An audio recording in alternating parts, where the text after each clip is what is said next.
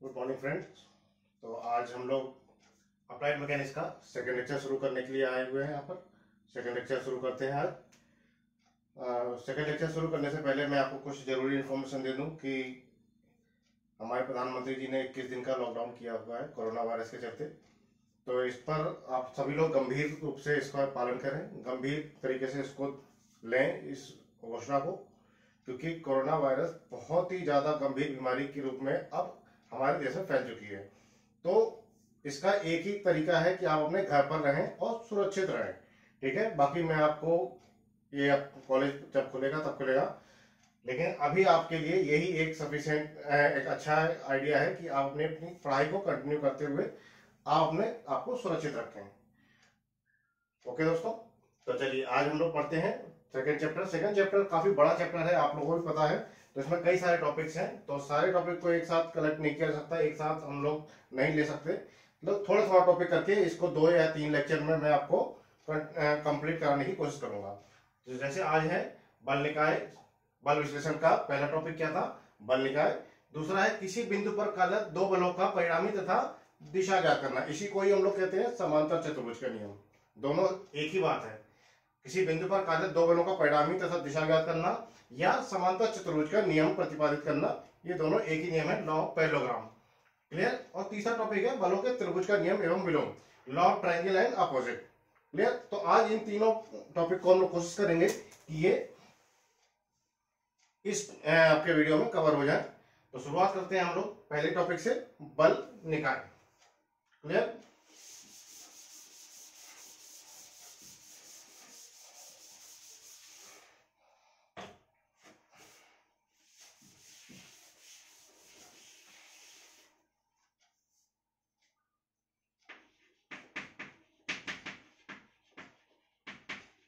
बल निकाय क्या होता है, बलों के समूह को, बलों के समूह को हम लोग क्या कहते हैं, बल निकाय। कई सारे बल एक साथ जहां भी काम कर रहे हो तो वहां हम लोग कहेंगे बल निकाय।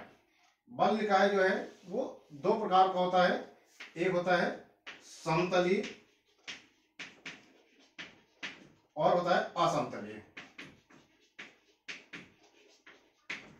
पूरा लिखना है आपको, समतलीय बल निकाय और असमतलीय बल निकाय।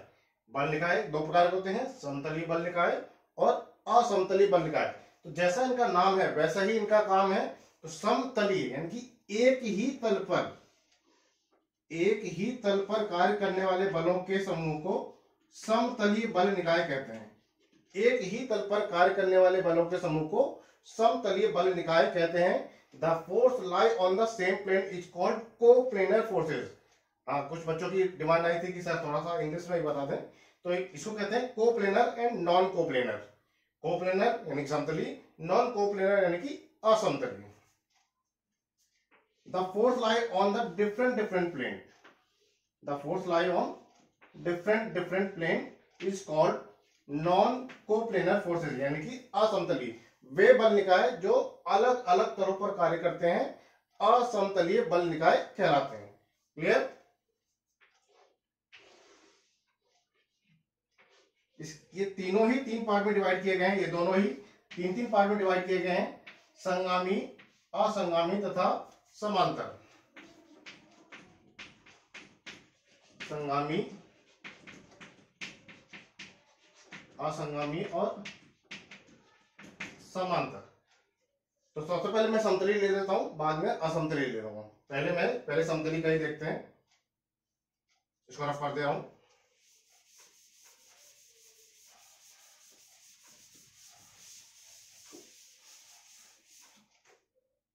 पहले लेना है समतलीय।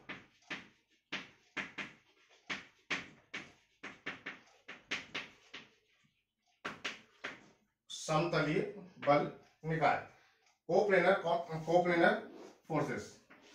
इसको मैंने बताया था आपको 3 पार्ट में डिवाइड है ये, संगामी,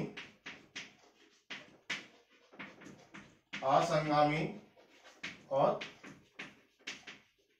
समांतर। यानी संगामी समतलीय बल निकाय, असंगामी समतलीय बल निकाय और समांतर समतलीय बल निकाय। इसको कहते हैं कॉन्करेंट। ये नॉन कॉन्करेंट हो जाएगा,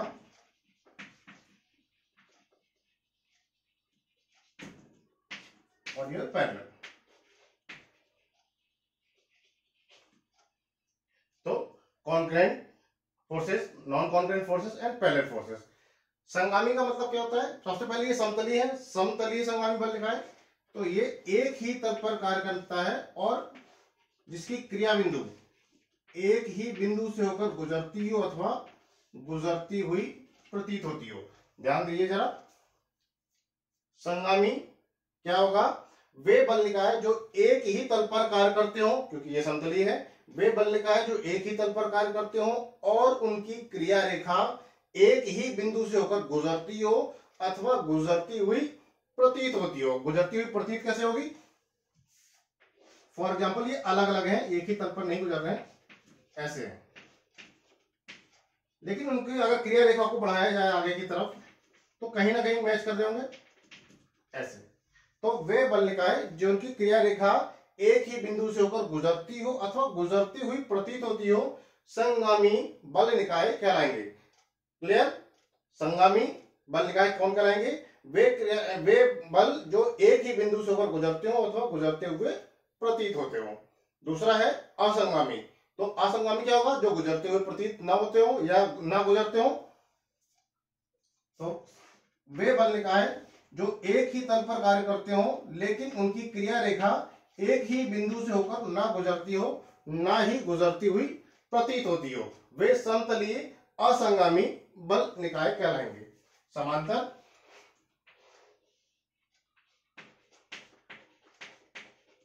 वे बल निकाय जो एक ही तल पर कार्य करते हो और उनकी क्रिया रेखा आपस में परस्पर समांतर हो। ठीक है, सबसे पहले लिखना है आपको बल विश्लेषण के अंदर कि बलों के समूह को बल निकाय कहते हैं, फिर समतलीय और असमतलीय, फिर समतलीय के ये तीन पार्ट हैं, संगामी, असंगामी, समांतर। संगामी कौन होते हैं? कि वे बल निकाय जो एक ही तल पर कार्य करते हो लेकिन उनकी क्रिया रेखा एक ही बिंदु से होकर गुजरती हो अथवा गुजरती हुई प्रतीत होती हो, संगामी कहलाते हैं। नहीं गुजरती है, असंगामी कहलाते हैं। और आपस में परस्पर समांतर है तो वो समांतर बल निकाय कहलाते हैं। क्लियर? अब इसी में ही असमतलीय की मैं बात करूं तो सेम है, इसको समझ में आ गया होगा सभी को।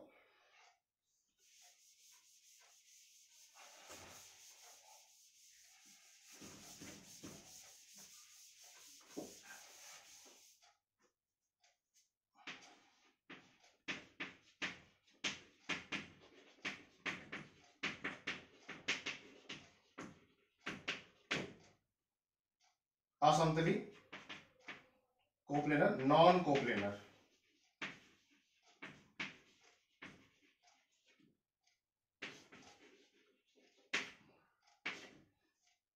नॉन कोप्लेनर फोर्सेस असमतलीय। वे बल निकाय जो अलग अलग तलों पर कार्य करते हो असमतलीय बल निकाय कहलाते हैं। जैसे ये वे बल निकाय जो अलग अलग तलों पर कार्य करते हो असमतलीय बल निकाय कहलाते हैं। ये भी तीन पार्ट में होता है,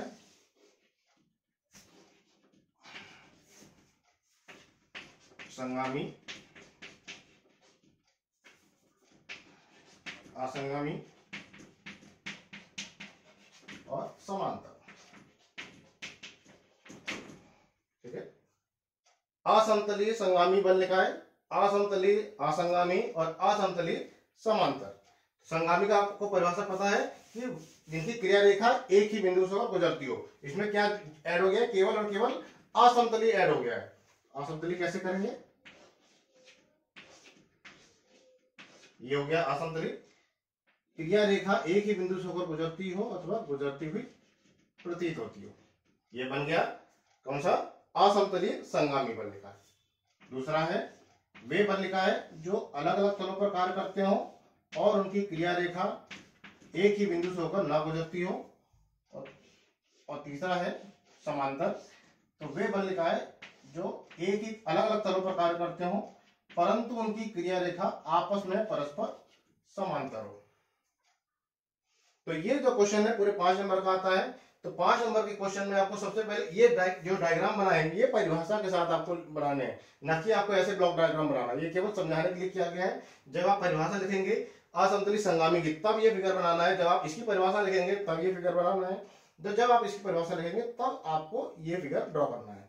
क्लियर? कोई दिक्कत किसी को? खैर दिक्कत होगी तो आप लोग अपने ग्रुप में कमेंट कर देना, मैं उसकी दिक्कत का जो भी समाधान होगा वो मैं कर दूंगा। कमेंट्स किया करो। और जो भी आप लोग देख रहे हैं, आपका कोई फ्रेंड्स वगैरह हो जो अलग पॉलिटेक्निक पढ़ता हो तो उसको भी आप लोग ये वीडियो शेयर कर सकते हैं ताकि उसका भी कुछ फायदा हो जाए। और इस वीडियो को अगर समझ में आ रहा है तो आप लोग सब्सक्राइब करें। इसके बाद ये एक टॉपिक हो गया। दूसरा टॉपिक था, मैंने आपको बताया था, किसी एक बिंदु पर कार्यरत दो बलों का परिणामी, यानी कि समांतर चतुर्भुज का नियम। देखते हैं समांतर चतुर्भुज का नियम।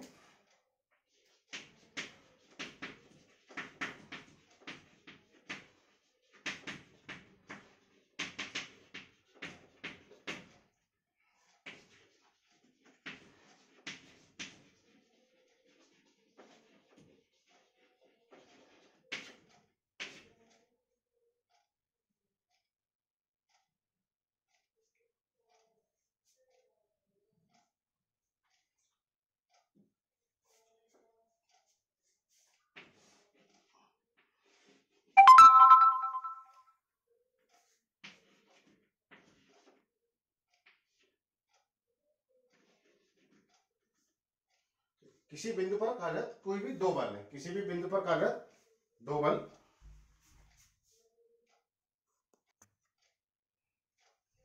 तो लॉ पैरेललोग्राम क्या बताया मैंने, समांतर चतुर्भुज किसी बिंदु पर कार्यरत किन्हीं दो बलों को, ध्यान से सुनना, किसी बिंदु पर कार्यरत, मान लीजिए कोई बल है, दो बल है P और Q, किसी बिंदु पर कार्यरत किन्हीं दो बलों को समान परिमाण एवं समान दिशा में किसी समांतर चतुर्भुज की दो आसन भुजाओं द्वारा निरूपित किया जा सके। फिर से सुनिए, किसी बिंदु पर कार्यरत किन्हीं दो बलों को समान परिमाण एवं समान दिशा में किसी समांतर, माना कि ये समांतर चतुर्भुज है, कोई ABCD, कोई समांतर चतुर्भुज है, इन दोनों के बीच का कोण अल्फा है तो ये अल्फा हो जाएगा, ये माना कि ये थीटा है, ये माना कि फाई है, ये बीच में है R। किसी बिंदु पर कार्यरत किन्हीं दो बलों को समान परिमाण एवं समान दिशा में किसी समांतर चतुर्भुज की दो आसन भुजाओं द्वारा निरूपित किया जा सके तो इन बलों का परिणामी R समांतर चतुर्भुज के उस विकर्ण द्वारा प्रदर्शित किया जा सकता है जो उसी बिंदु से होकर गुजरता हो। फिर से सुन लीजिए, किसी बिंदु पर कार्यरत किन्हीं दो बलों को समान परिमाण एवं समान दिशा में किसी समांतर चतुर्भुज की दो आसन्न भुजाओं द्वारा, आसन भुजा क्या होता है, adjacent side, clear, adjacent side, तो किसी बिंदु पर कार्यरत किन्हीं दो बलों को समान परिमाण एवं समान दिशा में किसी समांतर चतुर्भुज की दो आसन्न भुजाओं द्वारा निरूपित किया जा सके तो इन बलों का परिणामी R समांतर चतुर्भुज के उस विकर्ण द्वारा प्रदर्शित किया जा सकता है जो उसी बिंदु से होकर गुजरता हो। वरना विकर्ण तो ये भी है, ये B और D ये विकर्ण है, लेकिन इसको हम लोग परिणामी नहीं मानेंगे। ये परिणामी कब होगा, जब मेरा बल ये P होगा और ये Q होगा, तब मेरा परिणामी यहां पर आएगा। क्लियर? तो अभी मेरा P और Q ये है, तो परिणामी मेरा ये वाला विकर्ण होगा। यहां तक समझ में आ गया?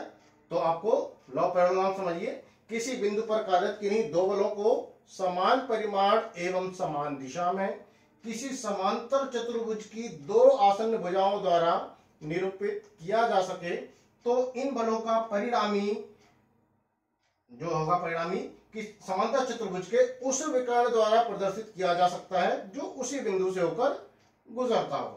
क्लियर? इतनी बात समझ में आ गई होगी। माना कि अब इस पर देख लीजिए, एक छोटी सी प्रूविंग है ABCDE। प्रूविंग आपको अब मैं नेक्स्ट वीडियो में पढ़ाऊंगा, क्योंकि इसमें ज्यादा मेमोरी हम लोग फिर फीड करने में दिक्कत आती है। इसकी प्रूविंग में हम लोग नेक्स्ट वीडियो में देखते हैं। धीरे धीरे करके एक एक टॉपिक का एक एक वीडियो बनेगा जो आपके पास जल्दी से जल्दी पहुंच सके। ठीक है? ओके।